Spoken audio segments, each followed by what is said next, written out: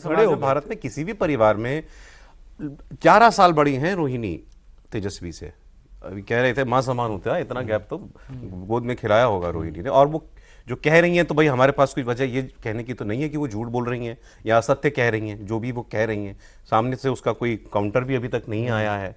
तो एक घर की बेटी को इतनी बड़ी बात कहनी पड़ी, ऐसा वो आरोप लगा रही हैं कि हमको चप्पल दिखाया गया, चप्पल फेंका गया, हमको हमने पिता के लिए किडनी दी, हमको कहा गया इसके लिए तुमने पैसा लिया और तुमने गंदी किडनी, व्हाटएवर। मतलब ये तो खैर अरे कई बार किसी घर की बात करना कोई अच्छी बात नहीं है, लेकिन ये राजनीतिक परिवार है और राजनीतिक परिवार में जिसकी अभी इतनी बड़ी हार हुई हो, तो अब तो सवाल ये है कि इस गृह युद्ध के बाद तेजस्वी यादव का फ्यूचर स्टेक पे है क्या? उनका पॉलिटिकल भविष्य जो है वो क्या खतरे में पड़ गया? हालांकि मैं आपको बता दूं अपडेट, अभी तेजस्वी के घर पर जो है बीजेपी आरजेडी विधायक दल की बैठक हुई, उसमें लालू यादव, राबड़ी देवी और तेजस्वी यादव एक गाड़ी में पहुंचे थे। तो ये भी एक मैसेज था कि माता पिता मेरे साथ हैं, क्योंकि रोहिणी ने बार बार ये कहा ना कि मीसा भी दोनों मेरे माँ बाप रो रहे थे, वो मेरे साथ हैं। तो ये तीनों लोग एक गाड़ी में गए। मीसा भारती भी गई उस बैठक में, वो अलग गाड़ी में गई।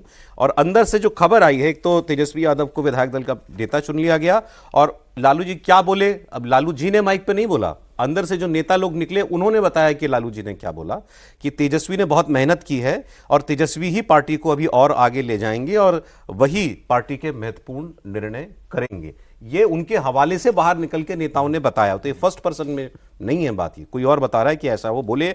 4 घंटे तक बैठक चली और लालू राबड़ी देवी बैठक खत्म होने से पहले ही बीच में बाहर निकल करके चले गए थे। अब इससे पहले 2 रोज जो रोहिणी बोली, बहनें, बाकी 3 बहनें भी घर छोड़ करके चली गईं। और उसके बाद आज लालू राबड़ी देवी का तेजस्वी यादव के साथ रहना और फिर ये बयान जारी करवाना, मतलब लालू जी ने तय कर लिया है कि जो भी है बेटा तो ये अब बारिश तो यही है। मतलब ये नहीं, देखिए बड़ी सीधी सी बात है, केक जब बड़ा होता है तो बांटने में दिक्कत नहीं होती है। जैसे जैसे छोटा होता जाता है वैसे वैसे बांटना समस्या होती जाती है। और अगर किसी एक ने उस पर कब्जा किया हुआ हो तो वो और मुश्किल हो जाता है। सर कब्जा क्या इन्होंने दिया ना? इन्होंने भले ही दिया हो, लेकिन ये सोचकर नहीं दिया था कि बाकी सबको बाहर कर देगा, जिस तरह से तेजस्वी ने किया है। दूसरी बात, परिवारवादी राजनीति में जब राजनीतिक सत्ता चली जाती है तो फिर लड़ाई असली जो होती है वो संपत्ति के बंटवारे की होती है।